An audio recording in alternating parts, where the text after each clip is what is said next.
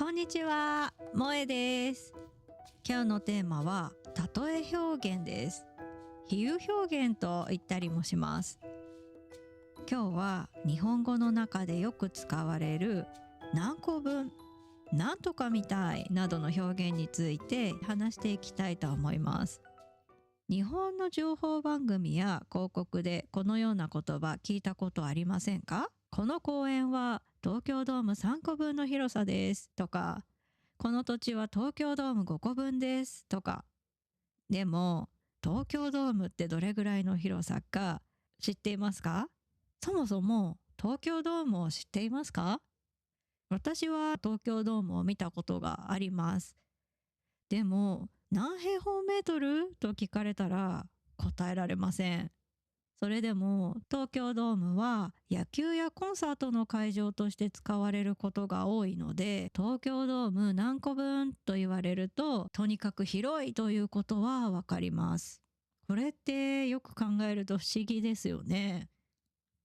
でもこれは東京ドームを知らない人にとっては本当にちんぷんかんぷんです。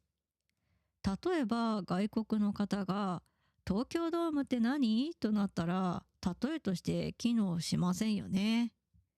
つまり例え表現は共通の知識がある前提なんですね。もう一つよく見る表現があります。レモン何個分のビタミン C。 ジュースやサプリで見たことありませんか？でもこれもレモン1個に何ミリグラムビタミン C が入っているか正確に知っている人は少ないと思います。それでもレモン10個分と言われるとなんだか体に良さそうだなぁと感じます。どうしてかというと、日本ではレモンはビタミン C が多いというイメージが強いからです。実際は調べてみるとアセロラやキウイの方が多いとも言われています。でも日本ではアセロラを見かけることがないので10個分と言われてもちょっとピンときません。キウイはスーパーにもよく売っていますが、ビタミン C が多いという印象はあまりありません。ここが面白いポイントですよね。正確かどうかよりもイメージがあるかどうかが大事なんですね。ここから少し話を広げてみましょう。皆さんの国ではどんな時に例えを使いますか？日本では高さなら富士山ぐらい、東京スカイツリーぐらい、東京タワー何個分というような表現をしたり、距離だったら山手線一周分、地球一周のような言い方をします。実際に目の前にないものでも知っているものに例えることで頭の中に映像を作っているんでしょうね。人は正確な数字よりも映像で理解する方が楽なのかもしれません。例え表現はニュースや広告だけではありません。日常会話でも本当にたくさん使われています。例えば、昨日の東京人多かった？うん、ディズニーランドみたいだった。これは正確な人数を言ってるわけではありませんよね。でもディズニーランドといえば日本の人がイメージするのはとにかく人が多くて混んでいるというイメージです。ですから東京もものすごく人が多かったということがしっかり伝わります。他にも今日暑くない？もうサウナみたいだよ。実際にサウナの温度なわけではありませんが、とにかく暑いという気持ちは伝わります。こういう表現は本当の数字というよりも感覚を共有するための言葉ですよね。もう少し例を出してみましょう。昨日全然寝てないんだよねっていう人に対して、そうだね、なんかゾンビみたいな顔になってるよ。これは少し冗談っぽい表現です。もちろんゾンビなわけではないですが、とても疲れている顔だというニュアンスが出ます。相手にとっては失礼になることがあるかもしれませんね。他にも、今回の仕事どうだった？地獄だったよとかですね。地獄というのは天国地獄の地獄です。これも本当の地獄ではありません。でもかなり大変だったという感情が強く伝わります。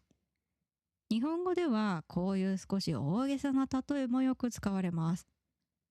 それから人の性格を表す時もよく使います。どんな人？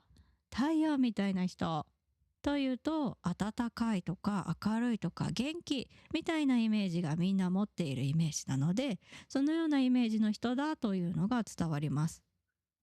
逆にあの人ロボットみたいというと、感情があまり見えなかったり真面目すぎるとか、そういうニュアンスになることが多いです。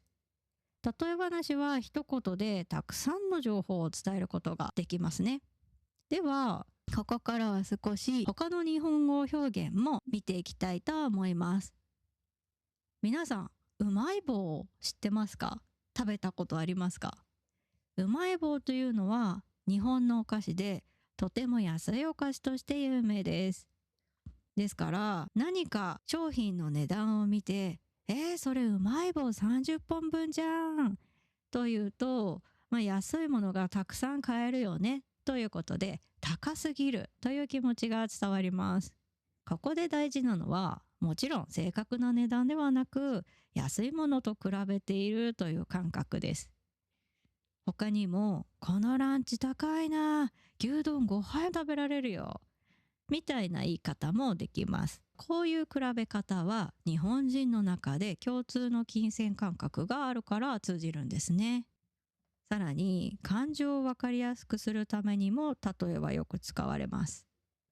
すごく緊張しましたよりも、心臓がバクバクでジェットコースターみたいでしたと言った方が少し面白くなりますよね。他にも死ぬほど疲れたという日本語もあります。もちろんこれは本当に死んでしまうという意味ではなく、とても疲れたという強調です。例えば状況をドラマっぽくする力がありますね。例え表現をよく使う人っていうのは、私の中でユーモアがある人だなというイメージがあります。例え表現を使うと場が少し柔らかくなりますよね。私はこのような表現はなかなか思いつかないので、このような表現を使っている人を見ると、すごいな、羨ましいなと感じます。このような例え表現はさっきも言いましたが、共通の知識がないと使えません。相手が知らないものを使うと、それ何と通じなかったり、逆に分かりにくくなったりしますので、気をつけて話さなきゃいけないですね。例えは便利なんですが、共通認識と少しだけ文化的な理解がないと理解するの苦労しますよね。東京ドーム何個分、レモン何個分など、もしニュースで何個分というような例えを聞いたら、もちろん本当に計算しなくて大丈夫です。でもそこで使われている東京ドームやレモンというのは、日本で育った人がよく知っているもののはずなので、東京ドームって何とか、レモンってなんで有名とか、富士山ってどれぐらい高いんだっけとか、山手線って何、こういうのを少し調べてみると面白いかもしれませんね。今日は例え表現の話をしました。皆さんの国では有名な例えはどんなものがありますか？ぜひコメントで教えてくださいね。今日の動画が面白いと思ったら、いいねやチャンネル登録お願いします。最後まで聞いてくださってありがとうございました。ではまた次回のポッドキャストでお会いしましょう。